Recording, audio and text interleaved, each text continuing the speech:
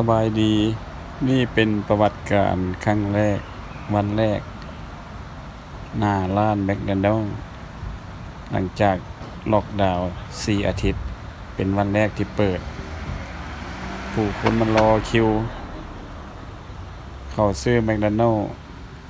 แต่บ่สามารถเข้าในร้านได้จะเป็นขี่รถไปซื้อทางข้างเขาเอิ้น drive thru รอคิว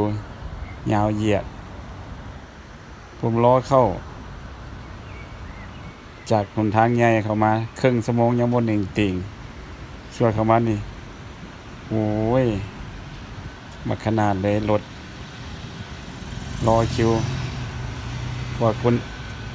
ว่าง่ายๆก็คืออ